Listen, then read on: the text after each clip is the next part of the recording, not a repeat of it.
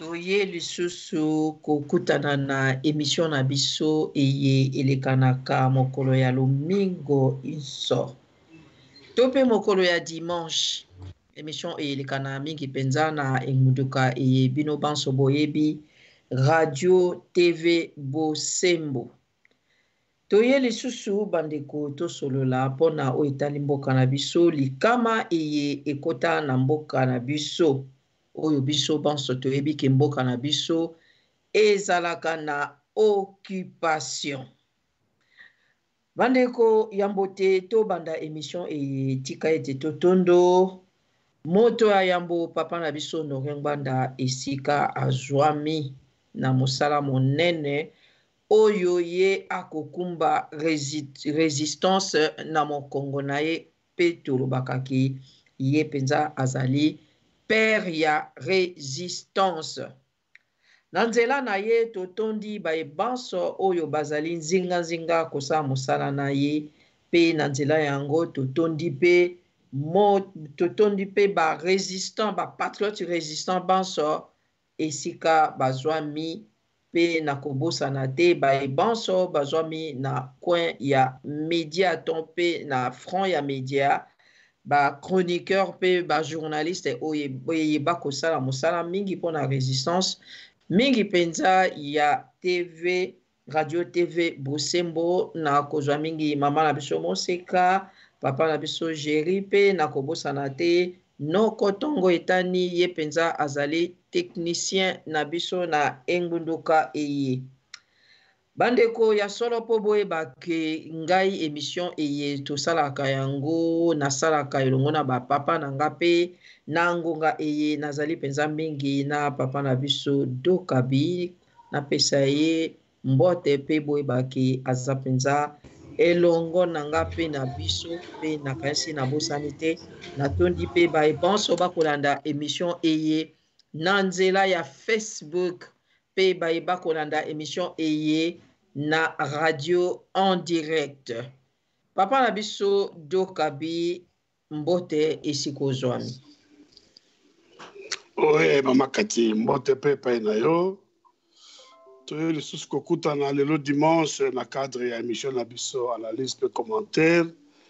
Émission epai wapi tosalaka analyse ya ba point iso ya marquaki actualité na poso mpona kopermettre na bayeba zoki temps ya kosinforme te bayeba mayeba za koleka na mboka. Donc encore une fois mbote epai na yo mbote epai na noko tongo etani kuna na régie na ndenge ya kosala ke mingongo ya biso mikoka bongo koyokama bipai iso balandi bazali mbote na bafidèles auditeurs ya émission analyse pe commentaire bayeba konda biso en direct na bo konda biso en rediffusion. Voilà nazongisiele maloba mama. Merci mingi papa na biso Dokabi esika ozwami pe bandeko sika etika tokende émission na biso na bapoint oyo toza nango ya kosolola na kasi mingi penza boyebi émission na biso tosololaka mingi maye esimbaki mitema na biso to pe bapoint saillant ya liboso toke na oyo elekaki na CCTV eza comme répétition papa na biso Dokabi nayebi ke okozwa susu makanisi mosusu sûrement sur CKTV elekanaki penza na mboka na biso na Congo le Rwanda en difficulté rêve à l'appui Honoré Ngwanda détruit les arguments de Paul Kagame et de Banyarwanda Garobika Banyarwanda pour occuper et balkaniser la RDC. Nakasi point et to traita ki yango tant mosusu ozaka kaka biloko mokepe tokoki nango entrée massive de Tutsi, c'est-à-dire réfugiés au Burundi, soi-disant entre guillemets, à partir de Bakota na Uvira, à partir d'Uvira et à tout kokotsa bango. Toka mwe sikoyo ba réfugié yango ba réfugié banani ba congolais bazalaki na Burundi mais biso na Burundi ezaki ndenge nini depuis bambula nyonso eye kaka brusquement ba réfugié na Burundi. Processus de la balkanisation à travers batinso balandaki forum moko oyo elekanaki na Kinshasa soi-disant banya entre guillemets banya Rwanda parce que bon bolingo ndimate baza banya Rwanda mais baza banya Rwanda soi-disant forum na bango esalemaki na Kinshasa et tokosola un peu pona impact nango 3 tokena Ituri en Ituri Michel Bachelet souligne que la tragédie a trop duré et doit cesser. On est en kaka théorie et cesser trop durer et doit cesser par rapport na ba intérêt ni oyango doit cesser. 4 le ministre rwandais des affaires affaires et africaines et affaires étrangères et africaines demande aux politiciens congolais de ne pas commenter la mort de Kizito Mihigo. Ah bon? Pourquoi? Et eza nelo moto lobaka ke muto aza kosala mabe ba mouvement ne nyonso sengai kolanda yango. Muto azo sala mabe. Muto aza molokino, muto aza mobomi na yo, elingi koloba moto wana ndenge aza ko bouger ba makambo ne nyonso il faut bokipaka yango. Do biso tobi titulaire africain Kagame et o eza koleka na mboka na ye, il faut bokipe yango. Il faut beaucoup. C'est pas pour rien. N'a pas interview, ba conférence, nous ça sera rabattu na ke maramba Congo. Mais ce que soit président ya ivoirien, président ya Ghana, président ya Afrique du Sud, batu na rabango makamba Congo te. Mais pour nani Kagame, batu na ke toujours makamba Congo na ba conférence nyonso asalaka. Papa Dokabi tokobanana no mokena oyo bandeli awa tokeno na point les grands en difficulté. Ça émission ele kanaki na Dosta TV hein. Et les kanaki mais ye mutu banimaki yango mais le kaki na CK TV eza chaîne moko monene eza ko émettre na Congo Mobimba. Et le rendre en difficulté, preuve à l'appui, Honoré Ngwanda détruit les arguments de Paul Kagame et de Banya Rwanda pour occuper et balkaniser la RDC. Voilà awa penzande ekoti biso na masolo papa nanga Dokabi a détruit na kanisi ozongisaki avant que na réunion poso elekaki olubela kipe yango soki pe tolandi ba argument ya papa Ngwanda oko remarquer que a détruit mais na kolobelo moko papa Dokabi lobi na nandaki émission elekaki na Congo Coalition esika ya Yalengi alobaki elo moko bo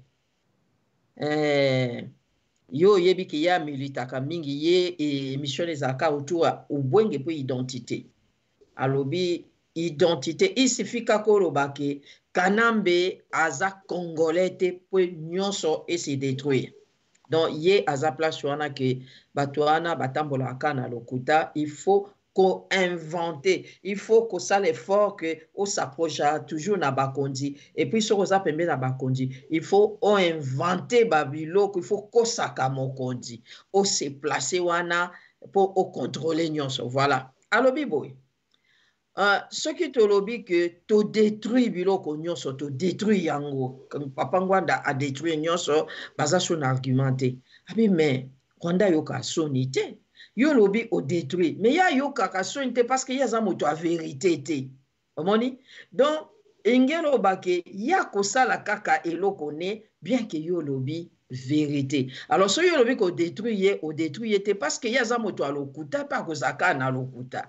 N'invité papa Dokabi yo réagi nini nde tozali na oyo yalingi alobaki par rapport na soki tolobi ke vérité tozangisi bango maloba.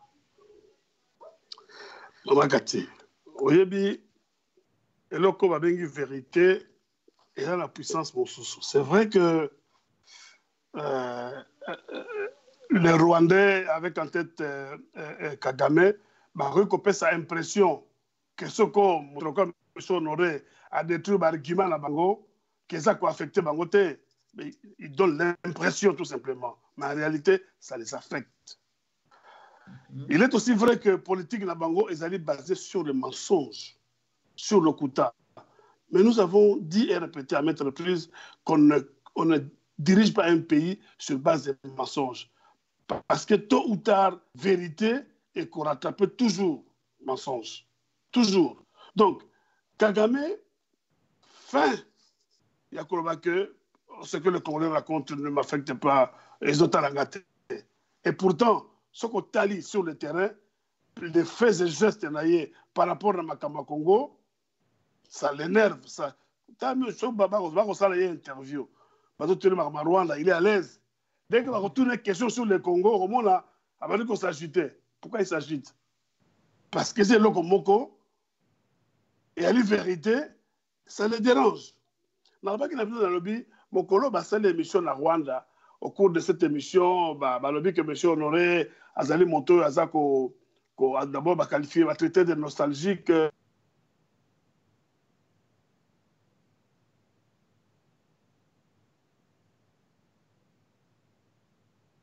mythe, voilà, mythe il y a Congolais. Et en réaction, M. Nora sali une émission au cours de laquelle a intitulé un mythe ou réalité. Mais croyez-moi, au moment où nous parlons, ils sont très embêtés par la réaction de M. Honoré, parce que depuis que M. Honoré écrit des livres, depuis qu'il a écrit Ainsi sont les glas en 1998, il a parlé du Rwanda, avec comment crimes organisés en Afrique centrale en 2004, il n'y a jamais eu une réaction, il y a un seul ou une seule autorité rwandaise par rapport au livre. Mais même si que mon colonne a yokaki, que basa l'émission pour fustiger attitude de M. Honoré, je dis, et je vous ai dit ça, que Batora Baluki Makambo, parce que M. Honoré profitera de cette occasion pour étayer certaines vérités. C'est exactement ce qu'il a fait. Donc, ne croyez pas qu'il a affecté ma montée. Même Moutaliboma, à mon Libulu. Aussi, mon Moutaliboma, à Libulu, à quoi Libulu, tu as un tambola. Soit à mon Libulu, à quelle droite à éviter Libulu, et puis à condenser un aïe. Donc, Kagame ne peut pas prétendre que lui, c'est pire qu'un fou. Makambo contre par les Congolais ou par rapport au Congo, ça ne l'affecte pas. Bien sûr que ça l'affecte. Et d'ailleurs, aujourd'hui, je dois vous dire que rencontre Baotikosala à 4. Angola. Basali la frontière à Burundi, na Uganda, pardon, na Uganda. Basali rencontre Yé Kagame, Félix, Museveni, na président Lorenzo.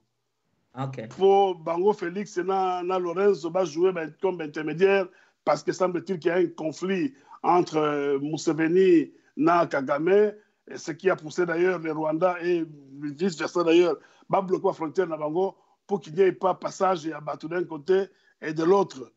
Et à la base, il y a un mouvement rebelle, Nani, Nyamwisa, non, Nyamwasa, Kayumba Nyamwasa, Aza alimenter pour essayer de déstabiliser Kagame. Mais sans Kagame, Makambo va affecter Yété. Pourquoi a-t-il fermé la frontière? Pourquoi a-t-il fermé la frontière? Parce que ça va affecter.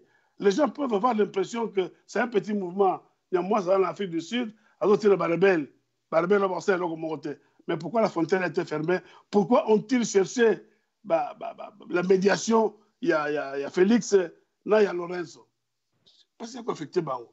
Donc, au moins, ne nous laissons pas distraire par dire il y a Batoyo depuis des années essaye de nous faire croire que Bazaba super homme. En réalité, Bazaba super homme. On nous présente l'armée rwandaise comme étant une armée forte, une armée disciplinée. Tel n'est pas le cas. Croyez-moi, je vous le dis aujourd'hui, je vous le répète, dans le Bango déjà, les jours où nous allons réorganiser le Congo, pour réorganiser l'armée. D'ailleurs, la preuve, tant que Baboumi a bien en 94 ans, Mobutu était encore au pouvoir. Mobutu a envoyé la DSP pour aller récupérer les corps de Biarimana en plein génocide. Les militaires congolais, les côtes Zaïro à l'époque, les côtes de la carte Ouganda, récupérer les corps.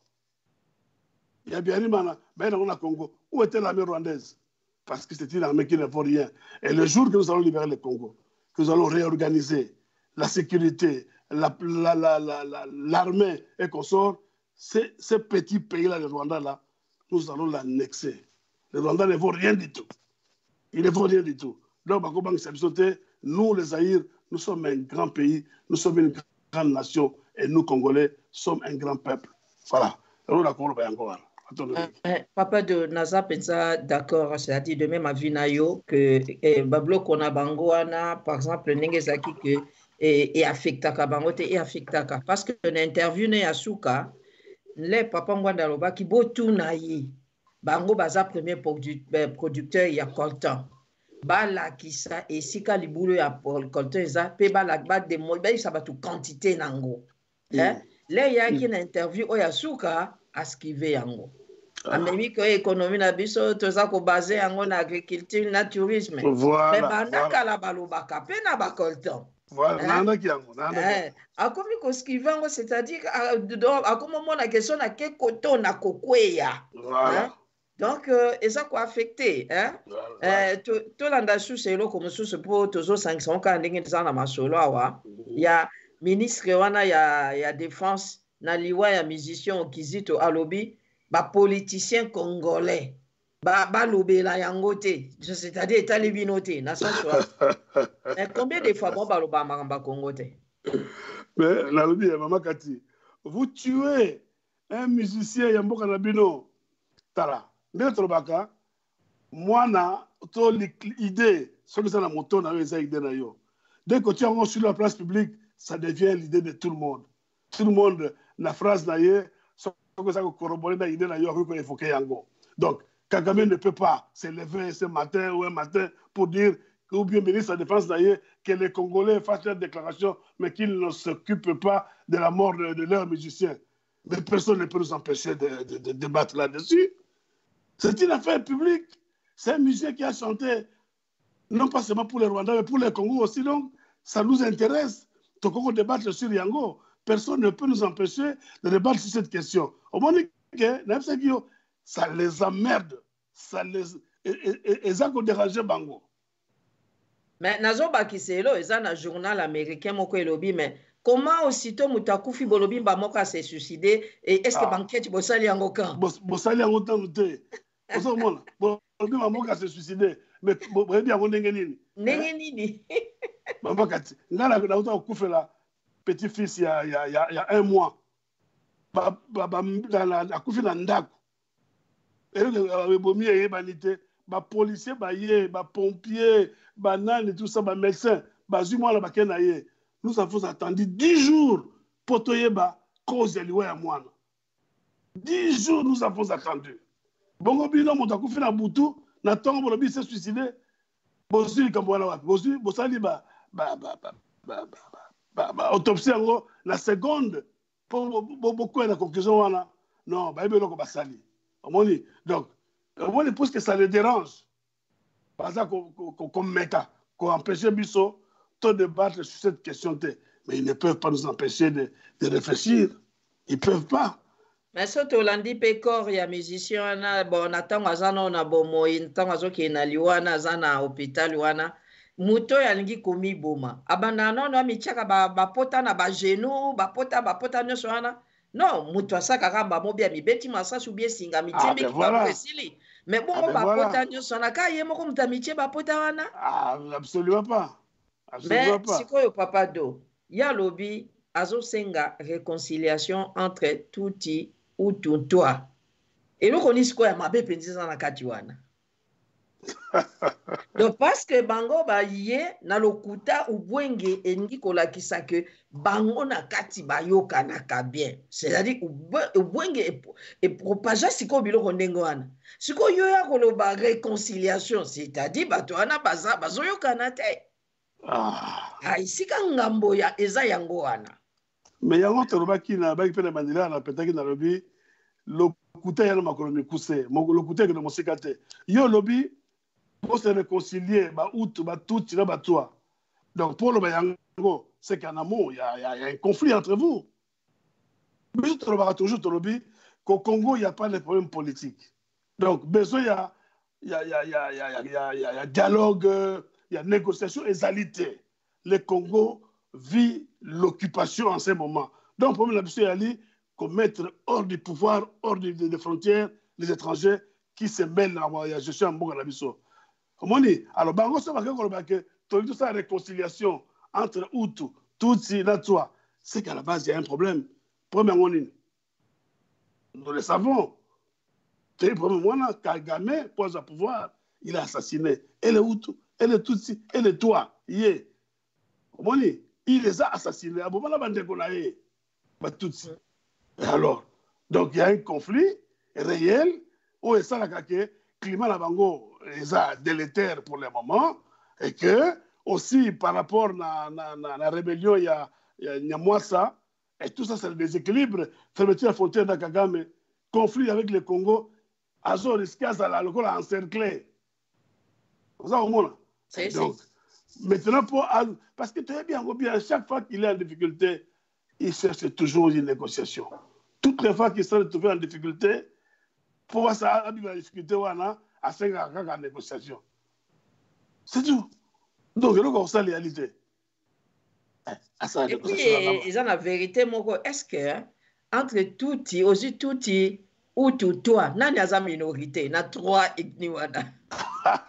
Bon, bah toi, bah minorité. Ah oui, bah, mais toi, pourquoi? Toi, bah minorité parce que bah je crois 1% de la population. Mais après, où toute cette minorité peut par rapport à la Hutu. La Hutu, bah un nombre plus important par rapport à Tutsi. Mais la communauté internationale, on a plus de minorité de Tutsi alors que c'est toi qui es minorité. Toi, dans la minorité. Mais toi, ça est tranquille à ces négociations de mon côté.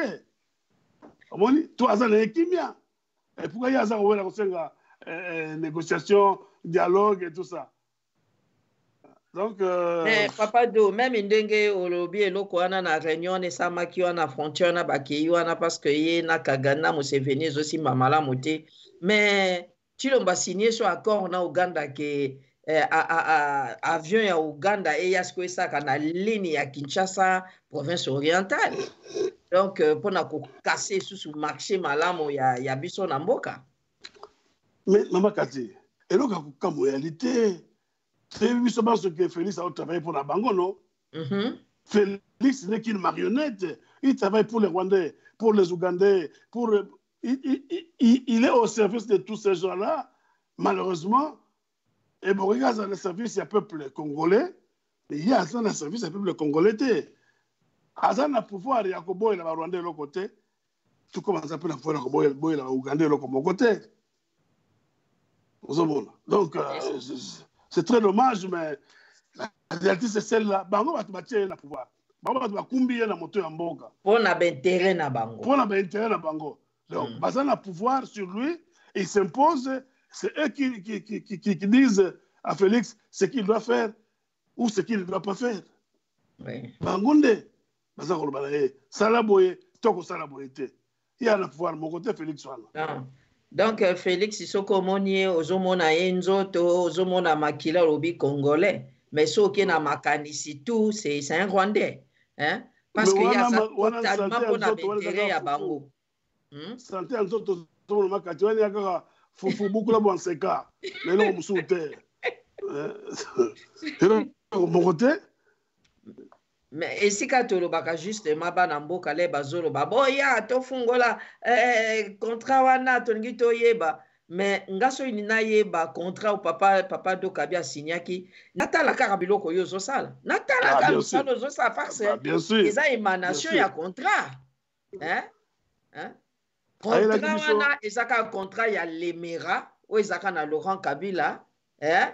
Et basali ba retouche na biloko mosusu na sens que Laurent Kabila ayaki ko surprendre bango alors siko faut siko ba ajouter biloko ya ko bloquer susu mutu malamu parce que Laurent Kabila ayaka ko surprendre bango donc ezaka continuité ya contrat ya Lemera oyo batu baloba ezaka kayango hein donc bato bazo oh non mais il faut abimisa oyo moku nazo mona kapasi moku nalingi ko toucher côté Chilombo non Chilombo bo toucher ete parce que yezande batunde mutu ba bloquer nde moya sala te azana makambo malamu nga mituna papa do kabi makambo malamu mena tango élection azaki na programme mon côté bon makambo malamu yazaki nango zabe so des moutons eza ba biloko moko sporadique ebimika ndengwana hein.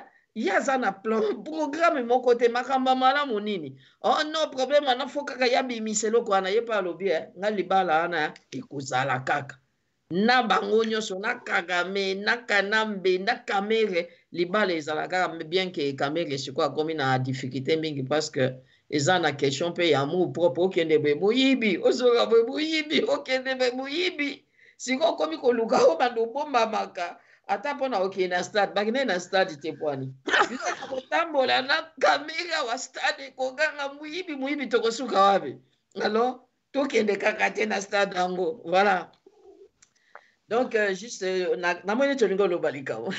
Mama Kati, tango basali ba accord na bango na Genève, et que la Kinshasa, la soi-disant base, et lobby naye, que basali d'accord na ba accord wanate, qu'est-ce qu'il a fait? Le lendemain matin, il a retiré sa signature, prétextant que base est d'accord. Et il nous a dit à nous qu'il y a eu une base, parce que c'est grâce à la base qu'il est ce qu'il est aujourd'hui. Les loyaux, la même base, Eza Kusengaye a renoncé à l'accord où il a signé na Kanambe. Azako sous base. Non. Donc c'est un mensonge. Quand il dit qu'il y a eu la base, c'est un mensonge. Félix est un menteur. Donc c'est un jeune homme qui est habitué à dire des mensonges. Et malheureusement, moi, il a inquiété en Congolais. On dirait que le sens d'analyse, le sens de lecture. Mon temps, il y a que suite à la menace, l'expression, il y a des accords qui, par rapport à l'accord à Genève, à Yokela Kibino. Mais si face à des problèmes plus importants, ça concernait vraiment la vie de tout un peuple, de toute une population, il vient carrément vous dire à renoncer à l'accord. Il y a la Kanambe, à renoncer à la collaboration il y a la caméra. Eh bien,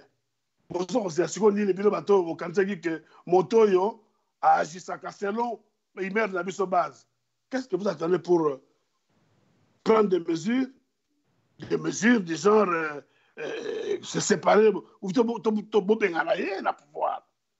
Qu'est-ce que les gens attendent? Qu'est-ce que les soi-disant idépéciens attendent? Parce que Félix a dit en vérité que Yéna Kanambe,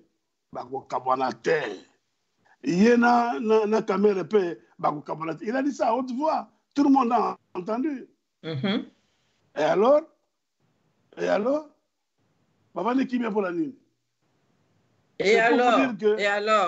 Oyo anaza na deuxième graduat na yekozwa parole après alobi biso tolukai tokoma na pouvoir tokomi na pouvoir alors totikali ya libela ti mokoye jwa koya.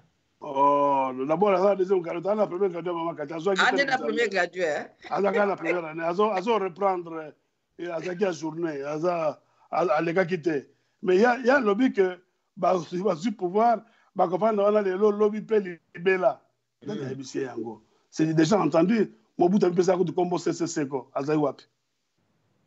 Mobutu mpesa kombo CCC ko azali wapi?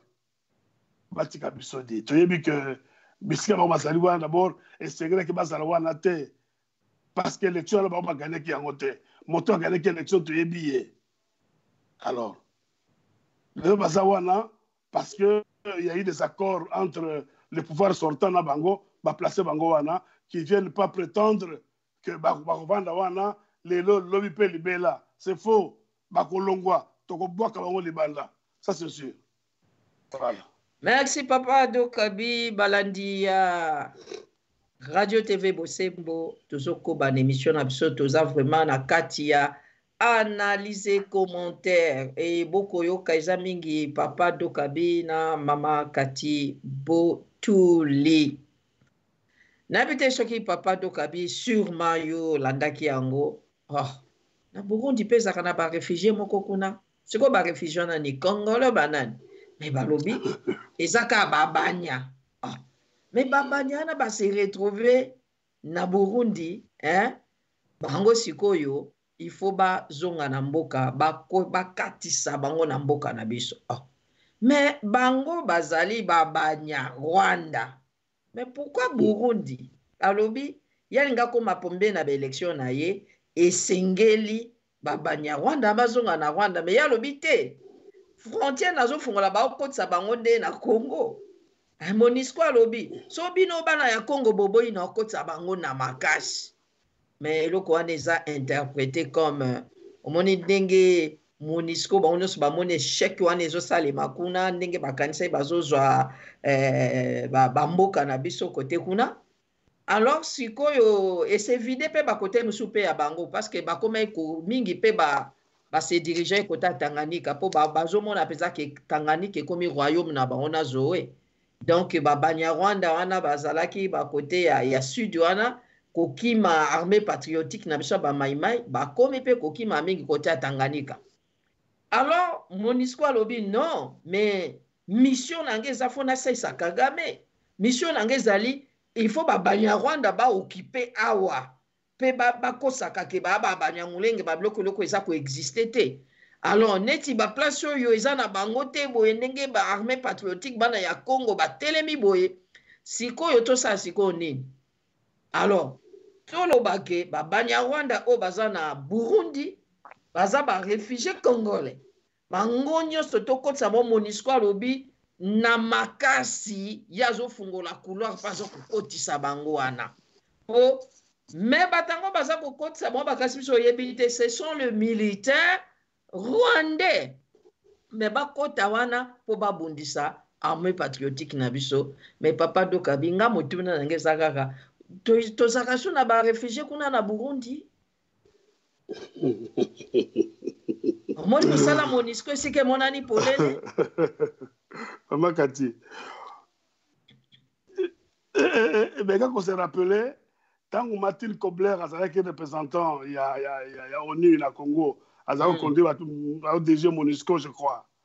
Oui. À un moment donné, il y avait une pression pour que les réfugiés rwandais, Hutu, basons en Rwanda. Quelle était la déclaration de Martin Kobler? Alors, les réfugiés rwandais ne peuvent pas retourner au Rwanda. Alors, vous voyez bien, oui. Nous étions indignés en disant, mais tout le monde rwandais. Comment représentant numéro 1, il y a MONUSCO, en l'occurrence, Kobler Martins, à Rwanda, et pourtant, pays Rwanda, ils nous cassent les oreilles à longueur de journée que le Rwanda est comme le Singapour et l'Afrique, que le Rwanda se développe, que le Rwanda investit, que le Rwanda ceci, cela. Mais Martin Kobler a lobby, nous connaissons et nous sommes au courant du rôle que joue la MONUSCO. Si quand comme il a dit qu'il y a des réfugiés, soi-disant congolais, na Burundi, alors que tu as vu que tu as Rwandais. Tu as bien go. Baliba côte c'est pas na Congo yo mo lobi d'ailleurs. Baliba côte c'est pas na Congo. Na makasi. Mais Maman Kati, ata ba côte na Congo.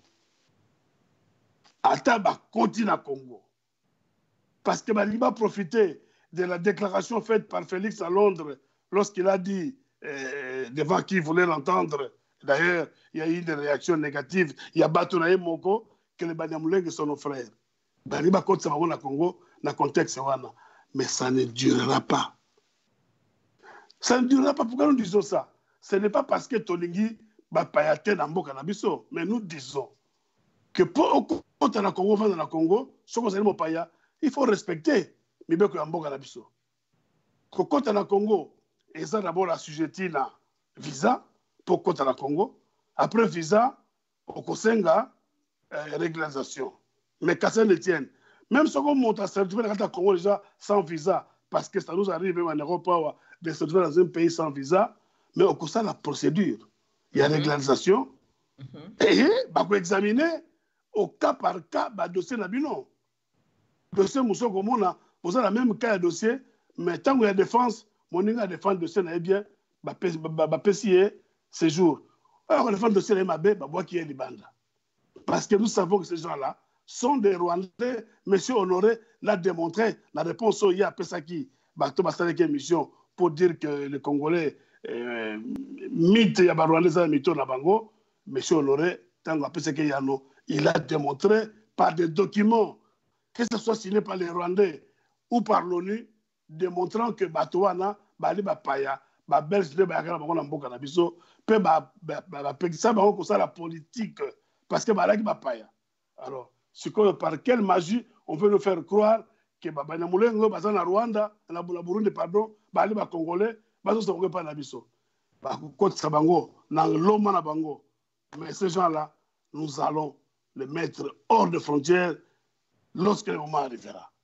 Parce que le Congo est sous occupation, le Congo est sous occupation, mais demain, le Congo est libéré. Et quand il sera libéré, nous remettons de l'ordre dans le secteur Nyonso, notamment dans le secteur immigration. Voilà. Merci, Papa Do, parce que on a une loba réponse nango so pesi. Parce que au moni leur baké ko sala forum na bango parce que ils en a katia ou forum wana eza ubwenge mobimba eza ubwenge eza pona relaxa batuke siko biso to sangani penza na capitale na katia Congo to sangani wana attends et puis oko remarquer na katia forum na bango baza longo bazo linga ba longola bango batu langage ya tribu batu balo baka communauté on a mboka na biso to na likabo ya communauté te o communauté bashi o communauté nande o communauté do biso to a communauté te eza tribu bashi eza tribu nande bino nde mutu boza communauté omoni parce que na zomo na ndenge biso to za na Canada wa to za la communauté congolaise hein to za issu ya awate to za communauté congolaise voilà. Alors, bango sikoyo balingi bamema langage wana ekota mpa yango wana ebiloko biso tosengeli kokeba kokota na balangage na bango oko remarke mosusu bana ya Congo mosusu bakomi koloba nake na este nakebe ata soki ntango mosusu tozalaka loba ona ntango na biso mpe ezala moke parce que radio banda loba il est 10h à Kinshasa 11h à l'est du Congo ezalaka koloba maka l'est du Zaïre à l'époque mais il faut éviter makambo ya ouest est tozo kota na langage ya ubwenge. Absolument. Il faut éviter kolobaka communauté parce que to kota na langage ya ubwenge. Donc au moni et c'est pas singa na conclusion na ole uti lobasiko parce que baye ko sangana penza na cœur ya mboka na biso pona et ça message na communauté internationale soit disant pour nous ça ba argument voilà tout sangani mais bo sangani attend que qui parce que lelo na Kinshasa au comment on appelle bangolais bakolo bato sangani mais tozali ba étranger angolais tout sangani na Kinshasa donc ça communauté ya bangolais ba sangani na Kinshasa ndenge mo pesa communauté ya Banyarwanda ba sangani na Kinshasa exactement. Exactement, ça a raison. Donc, logique pensa yango wana communauté et ce sont les étrangers qui se regroupent dans une communauté. Basara na Congo, ce n'est pas grave parce que bisope communauté congolaise de Paris, tokuta na rapé, communauté congolaise de Bruxelles, tokuta na rapé. Mais toi ali ba étranger, tokuta na mboka bato, yango avec biso communauté. Oui. Donc bango pa lokola mais balingi bakota langage wana omoni totolobaki tosalaka attention aux mathématiques parce que mathématiques so toutilisaka malamu te ça peut désorienter etumba na biso donc totikela bango langage ya communauté bango baya utiliser yango communauté Banyarwanda au Congo communauté Banyarwanda na Burundi wana ya bango nous sommes des tribus et c'est tout voilà kata mboka na biso la tribu Mongo, la tribu Luba, la tribu Tetela, la tribu Tandu, la tribu Biso Toali, la tribu Namboka Labiso. Mais on ne parlera pas de nous Namboka Labiso en termes de communauté, non.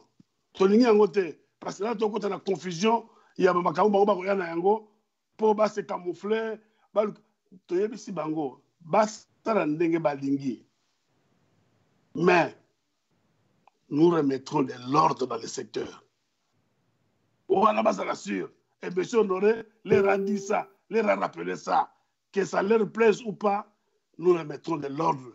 Parce que le Congo, ils ont beaucoup d'Abisso, ils ont beaucoup de donc, tout qu'on soit ordre dans Motomoko, quand je parle de Motomoko, je parle de personnes morales. Ça peut être un pays, ça peut être une organisation.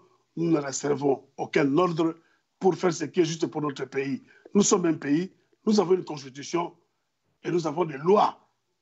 Toko sala ka nini application ba loi wana. Et style na yango toko ina motote, toko boka motote bana te parce que non, soko constitution to loi ya mboka article boye le boye et que yo on se retrouve dans les critères wana ou on se retrouve te eh ben c'est où tu kana kata mboka ou to boka yo libanda. Tango étranger na Belgique, na France, na Allemagne et tout ça, batiaka bango na charter, babwaka bango na mboka mokile ganga te. Donc mokoto boka Banyarwanda wana mokile oganga te. So mokile koganga et ko perdre souffle na yango parce que nous serons intraitables. Autre comme décision et ko tika na ndenge wana. Le Congo nous appartient et nous serons dans notre droit. Il y a qu'à vouloir mettre de l'ordre dans mboka na biso comme le font tout le monde na mboka na bango. Voilà. Merci Papa Dokabi Bandekoto Koko bana émission na biso analyse et commentaire ya solo penza bana mboka toye bakake soki tolobi communauté Banyamulenge ezaka nde moko communauté ya Bangolais, communauté ya Basénégalais po Basénégalais pe basanganaka na mboka na biso na ndenge ya communauté na bango basanganaka. Kasi bato yo basali 12 millions de morts baya kozala na mboka na biso na ndenge ya communauté nde toza wana Papa Dokabi place wana na olobaka ke justice osala mosala nango ndenge yo moko osali wana et que batena nyonso babimaki wana ya koloba biso to wana communauté bazosala kutu bien babimaka parce que lobi bato wana bakomema ngambo bango nyonso na oyo nde baza kosafishe nde wana d'ailleurs ezosala biso bien et ba Congolais bisika nso tozali to inventoria tozwaka bakombo tozwaka baimage biloko wana tobombaka po lobi bakoluka madusu ya kokota me bakozwa te. Mais Papa Dokabi tozokende na point na biso ya suka na émission eye baoccupant sous-traitant ya baoccupant tozwi pouvoir ya Rwanda tozwi pouvoir ya Congo do Batilombo bekipe na bango bakabili wana bango nyonso likambo ya concert ya fallu eza kotenir bango à cœur eza kotenir bango ya cœur il faut fallu abeta yango no mona ekutu basalaki ba jeu yo zala producteur Yuma au fait na muto aza producteur azobimisa su bambongo te eza bakabili mutu baobimisa bambongo et puis ba communauté rwandaise oyo eza libanda eza na poto bango nyonso baosala ba rencontre mpona kosoutenir fali abeta mpona bango nayebi te soki programme même ya tilo meme ya bango eloko wana ekokotisela bango esengo mingi vraiment baza kotenir ke fallu abeta. Papa Dokabi yolobi nini? Mama Kapsi, likambo ya concert ya Fali wana, disons d'abord une chose. Fali alinga beta d'abord pour la communauté congolaise. Sikoyo, communauté oyo lingo beta la concert, ba lingi na bango te. Oza ko forcer ni. Oza ko forcer ni.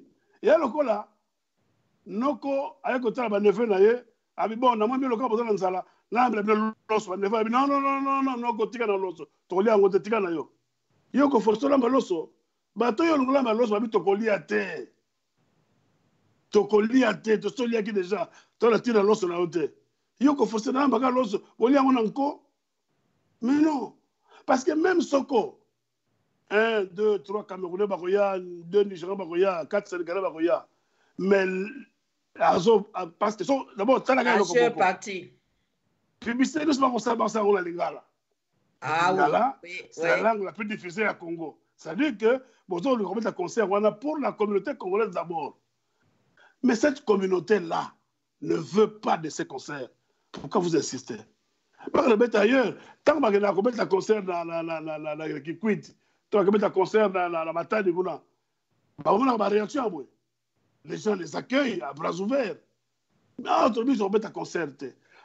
Concert à maté. Pourquoi tu as mis concert à maté? Parce que, on dit politique à Congo, ce concert à Congo, on a une lecture correcte de la politique à Congo. La politique du Congo se lit mieux et s'interprète mieux à l'étranger. Biso de la politique à Congo, le quoi, tout le monde à Congo, le quoi, comment on appelle ça encore? Aquarium. Donc nous faisons une lecture correcte. Et par rapport à cette lecture-là, nous avons dit, nous n'avons pas dit que musique a Congo la pototé. Non. Nous avons dit, par rapport à la situation en Mboka, tout sur soir dans le concert, parce que nous considérons le concert comme étant une distraction. Et quand nous avons pris cette décision, les gens se sont moqués de nous. Ils nous ont traités de BMW, Beer, Music and the Wife, je crois. C'est. Ok. Mais bien, comme on a que Batango, une année, 2 ans, 3 ans, maintenant 10 ans, tu dois tenir, eh bien, Balingba forcé, ben, que bête à concert. Oh. Nous n'avons pas le pouvoir sur le plan administratif à Kolobake, concert est bête amateur, bête amateur. C'est la préfecture de Paris, vu que le conseil est à Paris, qui a ces derniers mots. Mais tu sais aussi, Bango, nous sommes pas en Porto, nous sommes en France, en Belgique, en Allemagne, dans Londres, partout. Tu y as point sensible, point faible, et la police à Porto. Que si on sali Ango, la police va dire, na yo, na songo, na pagala, à la maison. Comment dire? Donc, tu as le pouvoir administratif, il y a que tu as annulé le concert. Mais oui, il y a un système de Baloukak. Donc, nous allons faire annuler comme nous l'avons fait pour tant d'autres.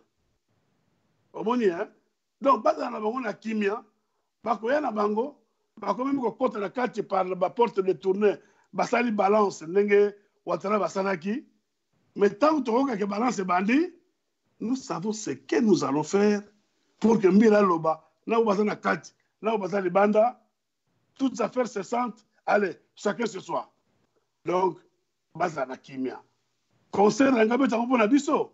Biso bato, on a un concert, tu as un concert dans le moment où tu es. Moment ekoya, otokoloba. Bon, vu que tu bato bundaki, tu as les foutu nango, tu libéré, ba concert. Ou allez ko beta à beta.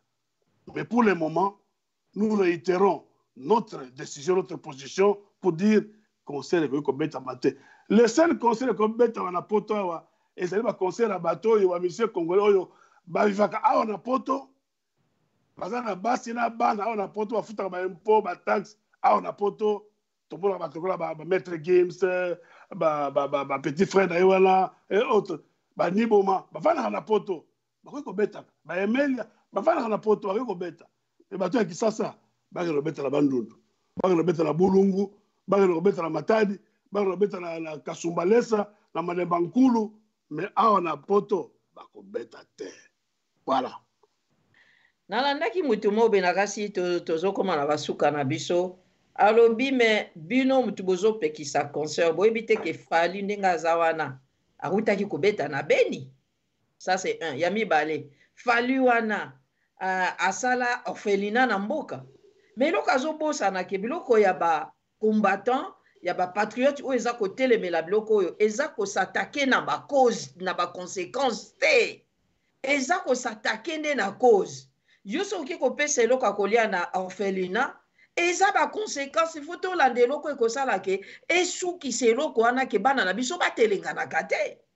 Omoni esika différence eza? Yo soki olobi ke oui. Maman Kati, est-ce qu'il y a fallu à son obligation aller s'arbaner dans Goma, aller s'arbaner dans la Belle? C'est pas son boulot. Son boulot, c'est la musique. Nous, c'est pour ça que nous nous battons. Pour que chacun fasse son travail. Que l'État se retrouve la condition pour prendre en charge la population. Que l'État a subvenir dans les besoins de la population en mettant des structures en place, du genre hôpitaux, écoles pour la bana, et autres. Et ça, Moussa l'a falité. Il ne comprend rien de ce jeune homme-là. Et Moussa en a été. Pourquoi il veut se substituer à l'État? Alors que l'État, ça pourcentage à copier ça dans l'hôpital, il y a des Mukwege. Et ça, Moussa en a été. Ça, Moussa en a été. Nous nous battons justement pour qu'au Congo s'installe un système de gestion orthodoxe que chacun, en ce qui le concerne, a sa Moussa Naye. Ministre des Affaires sociales a s'occuper de la sociale. Ministre de la Santé a s'occuper de la santé. Ministre du Logement a s'occuper de la logement de la population. Ministre de l'énergie a s'occuper de l'énergie, eau, électricité et consort. Tu dis que fallait que nous retombions. Point, ce n'est pas son boulot. Tout le monde a un poto à et ça, le maraté, C'est l'État qui fait tout ça. Les autres paient des taxes, payent les impôts, et l'État organise le service. Alors pourquoi on va se substituer dans l'État et bien on prétendre que non, bon, si on a un concert, parce qu'on a un goma. Mais ce qu'on veut, c'est un goma. Ils ont plaisir, tiens le bon la poche, mais ne viens pas prétendre mettre un concert au jambon pour que les ressources macambouana. Nous savons ce qui se cache derrière la quête de la bangoana. Nous sommes au courant. Nous savons que financer le concert, mais tu répéter encore. Nous connaissons les sensibilités. Il y a la police à Poto. Si on a vu que la police à Poto, il y a une cigarette. Alors, on appelle ça cigarette pour abîmer la suite sur le banda. Là, on fait un ticket, là, on la foutu, mais on va stocker le banda. Voilà. Donc, papa, en tout cas, émission Nabiso et Suki Awa, balandi à analyse et commentaires.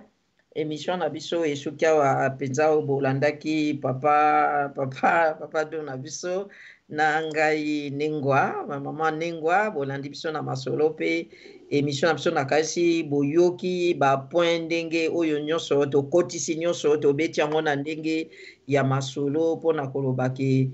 Où ils ont la responsabilité à l'État et à l'État. Alors, so ba combattant, ba kopunda, pour l'État, ils ont la responsabilité. Ne pour les ont la responsabilité, il faut tout bunda to longola occupation na mboka na biso. Voilà, yangwana, toza ko bunda pour na ko découdre na ba occupant na mboka na biso et l'État siko a en charge parce que l'État na soko a en charge nyonso yo rokende ko tonga ka ba mabulu ba biloko ya ba mayo pesa ba batute parce que za msala l'État ninge papa nanga papa do kabi o lobi penza iza yangwana azo pesa taxe pona yango eza soute ke pesa taxe pona yango yo lobi susono nga musique nanga nazo beta pona donc yo lingi situation etikala ndengwana yo yaka beta concert bino bokenda bo salsa ka bana kuna baza kokela na boya baboye non yo faut beta musique na yo o eza travail na ope pona mwasi na opo na famille na yo donc l'État a sa musana. Alors papa do na yango to komi na tiki pona toke na maloba ya kosuki émission ambition ya mokomwa lelo et puis na sepe mingi na barigima na yo merci. Non kati na ko saba na Congo pona suki émission ya lelo na saba bango eloko moko boye. Toloba ki la fois passée tolobi moto ko ya na intention ya ko ambobiner bino en racontant des histoires mais bon soit l'essentiel la message na yi. Je fais allusion à pasteur Mukuna. Est-ce que Azali, constat de ma influence à moto, moi je m'en fiche. Mais je demande aux Congolais, pour capter le message, partout est essentiel pour Nabino. Quand il dit qu'il faut Kanambe à Kangama pour tous les méfaits, il y a Azalaki, comment dirais-je, il y a Azalaki qui est le pouvoir, eh bien, Bosunga pasteur Mukuna. Est-ce que mutumo sana simanaye yana tina songo mokete mais makambo azobe nécessaire bana Congo bolanda ye pour likambo yo ya za ko sabino ba ferité za bana monoko na ye ce qui makambo so mike za ko kosa yana tina songo mokete mais bozo ba vérité wana bo bitia simanaye pour Kanambe wana akangama mais attention il y a pas que Kanambe muta akangama soko bakangi moto la prison c'est une infraction bakangakaye na consort na ye balobaka bakangi Dokabi et consort consort bali banani bali complice na ye yella moto moko alobaki na biso Kombe yokaki alobi Kabila c'est notre partenaire donc moto na ali consort ya Kabila donc soutenez les pasteurs Mukuna parce que par ramification par voie de conséquences là Félix bakokwena na kata motambo wana bana Congo la consongra on sur l'habité mais vous la bilili que le Congo se trouve dans une situation actuellement difficile mais mon sauver Congo et ça dit biso bana Congo ne comptez pas sur les États-Unis parce que le Congo aujourd'hui est en difficulté pour les Américains ne ba la kibiso bozobo za kutukisa biso na Congo ba Américains ba batami ba zu ba Rwanda ba tene boso mais ba sali ya makaku parce que moki ya bango bimi toko mona bango et les Rwandais c'est le bras armé.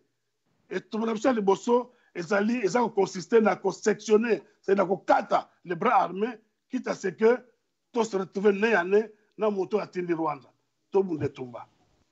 Bon, aider pasteur Mukuna. Le discours n'a pour que lobby, totia Bakanambe, c'est-à-dire FCC Libanda, mais en même temps, totia peut cacher Libanda pour Félix, yende moto, batiele moto ya mboka, pour quoi koteka mboka na Congo. Et si Kanamba Sukisaki, il a continué, pour qu'il ne koteka Congo, malam. Est-ce que tu as été à Congo? Congo est bien commun. Ils bien, il y a mon côté, il y a bien commun. Balamboka, Bofungala Miso, Bofungala Matoi, Tostopoli, Tostopoli Passi Mingi, nous devons mettre un terme à la souffrance. Voilà. Donc, pour la Sukiwana, na Pesibilo, merci pour la sympathique attention à Bilon. On a souhaité un nouveau dimanche prochain, même heure, même antenne, pour la même émission. Maman Kati, Maton de Mingi, Noko Tongetani, Maton de Mingi, à dimanche prochain. Salut. Salut, Papa Dokabi, bande de émission na Monsieur Sukiawa. Oyebi ndenge balobaka vérité eza tetu. Botala kaka depuis Kagame abanda mosala na ye, abomaka pona ko faire taire vérité. Na même ordre d'idée ya ko bomaka pona ko voiler vérité, yango pe abomi pe kizito wana ezaka pona ko voiler vérité parce que mwana mobali wana za koloba tuti utu to toyokana to sangana toyokana. Mais na tango yo zokosa mokili ke kuna baka na problème te boyokana mais ya zoloba boyokana bosala réconciliation alobi donc yo nde oza kobimisa makambo libanda bien que baza kokosa babiloko alingi aboma babiloko boye voilà au fait na ndenge journal wana ya États-Unis ndenge balobi ke mais yo kaka moto akufi mbala moko sans enquête mbala moko lobi ka se suicider moto awelela koloba boye aza moto oyo ayebi makambo na kati voilà mais vérité ça toujours teti okoki ko voiler yango ndenge nyonso okokoka kokanga vérité te okokoka kokanga te neti lumière soko obiokanga penza lumière okokoka te donc elingi eloba ke nakoluka kokanga et puis Papa Dokabi bien que ça olobi maloba suka mais na olobaka ke nzambe oyo tosambelaka aza kolakisa bilembo likambo ya livre ya Charles Onana et émission wana basaki na Rwanda oyo esami ke Papa Ngwanda ke koécraser yango etuerie ya musicien na Kizito eye nzela moko biloko misato e biloko misato wana eza kosala mpenza eningisi moto ya soi-disant tutu pa ouais baningani na trois vérités wana ya livre Charles Onana ba preuve Papa Ngwanda est détruit et puis liwa wana ndenge éclaboussé quand même ye ata kolobaki nazali boye lokuta face na vérité et loko wana même ubwenge na bango eza dérangé na babiloko wana et puis biso ba congolais toza bato yo tozo sukisa ubwenge ya batuti parce que surtout na tant tozo mboka na biso ba livre bim ebele kobima oya kolaksa ubwenge na bango ndenge fonctionner kolaksa ngona mokili mobimba pe kolaksa mokili mobimba club occidental o babengaka communauté internationale comment ekosaki pe mokili et voilà qui vérité na batuerie wana pe kobimisaki ozoleka na mboka biso eza deuxième génocide ya liboso ba belge mutu basalaki et génocide ya mibale yango oyo eza kosalema na club occidental na barwandais ndenge eza kosalema nayebi te soki oza na commentaire ya moke puis esili soki eza te na asukisi ok.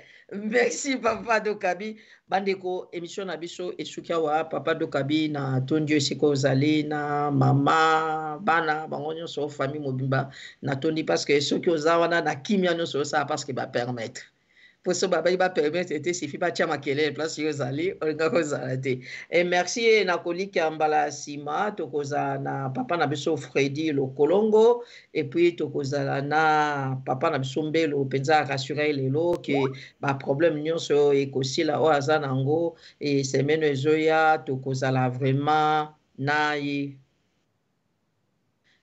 tokozala vraiment na ye et na nzela yango natondi pe ba patriote résistant ba bonso bokolanda émission et bolanda ki yango te na ndenge tusika to kokoma na suka mingi penza ba balandi biso en direct na radio TV Bosembo pe na ba balandi en direct na Facebook o balandi na Facebook totondi bino pe sika bozwami pe na ba oyo bakolanda biso na Instagram pe bakolanda biso na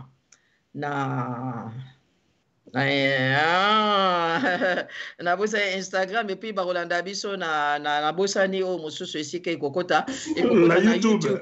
Na YouTube et okota pe na YouTube. Alors totondi bango déjà na o ekoleka na Twitter, Instagram et puis na YouTube ekoleka après batu bakolanda émission kasi babosa na pete et na réseaux sociaux pe to ko boaka susu lisusu parce que batu balandi kuna susu na Facebook après émission tozo boaka lisusu mususu et kolekana kuna na bon sikande to chakana émission na biso esuki awa tika ete totondo pe moto ya yambo papa na biso no rengwa père ya résistance vérité ezatetu lelo yo batu nyonso bamoni yango kote eza na journaliste mona ya Kinshasa soki Evi Kabuya so nani aye kuna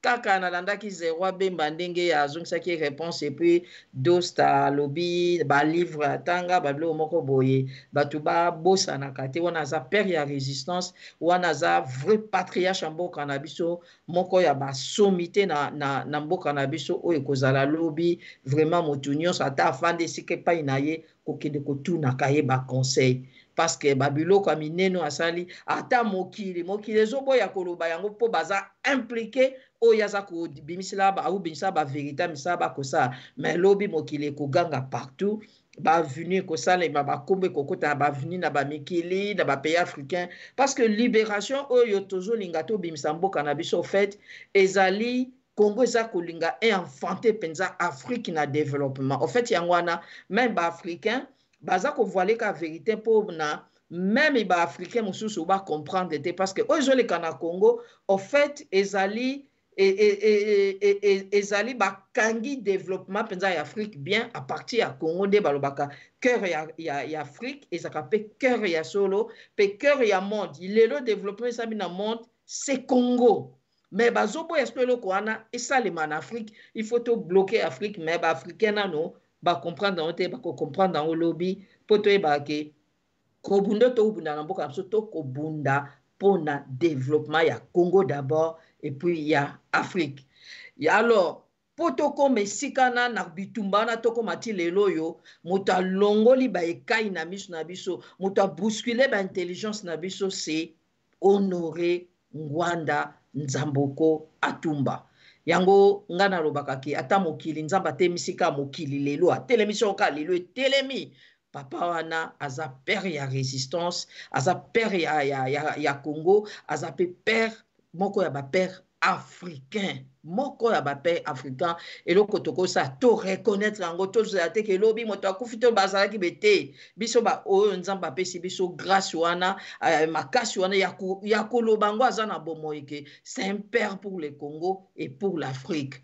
totondie nzambe abatela ye nzambe apese makasi pona eloko ya sali tokota na ye nzamba bati so to mona eloko to ko bundela to mona mboka wana to mona épanouissement nango pendenge za kokende to gutata moke papa to kabinga na guta moke isiko zali yebaka omoni alors nanzela wana nake kotondo pe ndeko na biso asuka c'est-à-dire papa na biso noko etandi na technique nzamba batela yo muto sali ke tokota na bandako ya batu yo muto kotisi biso tokoti na bandako ya batu et na musala moneno saka kuna le obiso to succès émission lelo mais yo oko continuer na radio TV bosembo nde toza mikolo nyonso ko kamba pe ba émission musu saison na sima yango to lobaka ke yo balobaka héros donc tozala bato bayoka biso kasi yo bakoka na mongongo note nzambe abatelo esiko zwami bandeko nasuka ezaki wa bino NBC nengwa botulika ti na maloba émission na biso esuki awa encore une fois papa Dokabi merci esiko zwami bandeko émission na biso esiki awa botikala malamu.